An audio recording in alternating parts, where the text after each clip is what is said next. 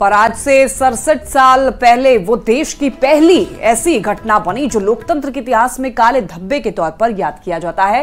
तो आखिर क्या थी वो घटना, देखिए हमारी इस खास रिपोर्ट के जरिए।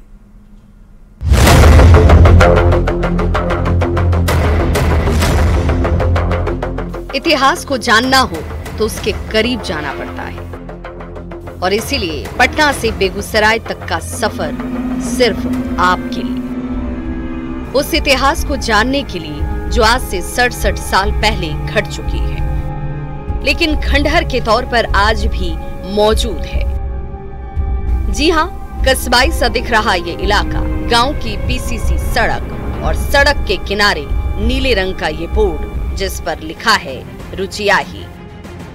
तस्वीरें बेगूसराय के रुचियाही पंचायत की है, वही रुचियाही जहां आज से 67 साल पहले लोकतंत्र को बदनाम करने की एक बड़ी साजिश रची गई थी। जी हाँ, हम बात कर रहे हैं देश में घटी पहली बूथ कैप्चर की उस वारदात की जिसे याद कर आज भी लोग सहम जाते हैं।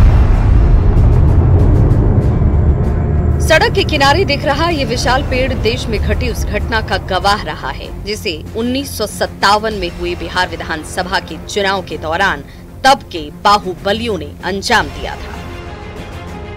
लेकिन आज हम आपको देश के उस पहले बूथ की तस्वीर दिखाने जा रहे हैं जहां पे हिंदुस्तान में सबसे पहले बूथ कैप्चरिंग की घटना हुई थी। जी हां, बात हम बेगूसराय के रचियाही की कर रहे हैं और अब आपको उसी बूथ पर लेकर चल रहे हैं जिस बूथ पर सबसे पहले बूथ कैप्चर की घटना घटी थी और तब देश भर में इसकी जबरदस्त चर्चा हुई थी।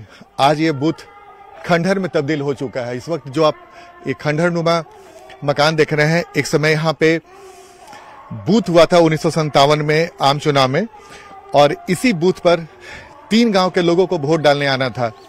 लेकिन जैसे ही वोटिंग शुरू हुई उसके बाद कुछ दबंग लोगों ने यहाँ पे पहुंचकर लोगों को वोट देने से रोक दिया और जो बैलेट पेपर था उसे भी लूटकर यहाँ से फरार हो गए थे। 1957 में बेगूसराय का इलाका कांग्रेस और कम्युनिस्टों का गढ़ माना जाता था।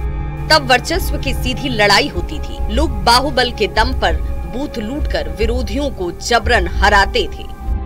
बूथ लूट की इस घटना को कई बुजुर्ग अपने जहन में रखे हुए हैं। इस घटना के दौरान कुछ लोग छोटे थे, लेकिन यादें आज भी उनकी स्मृति में हैं और उसी स्मृति से वो कुछ बातें जरूर कहते हैं।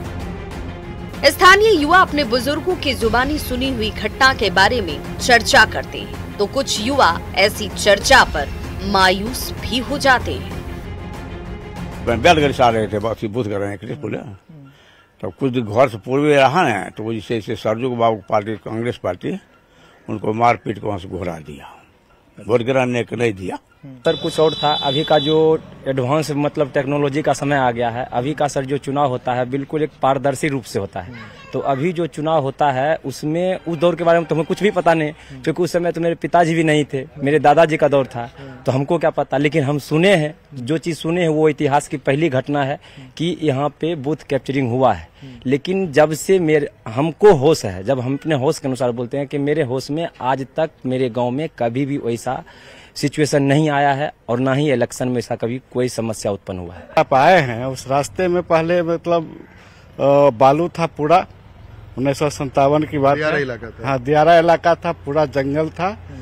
तो वो लोग जो वहाँ से वोट करने आ रहे थे तो इधर के जो कांग्रेस के उम्मीदवार थे उनका लोग गुर्गा सब जो है वो लोग को बीच में ही खदेड़ दिया।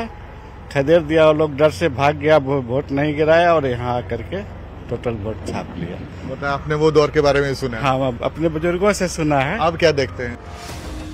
अब हालात बदल गए हैं, परिस्थितियां बदल चुकी हैं, जन जागरूकता काफी तेजी से बढ़ी है।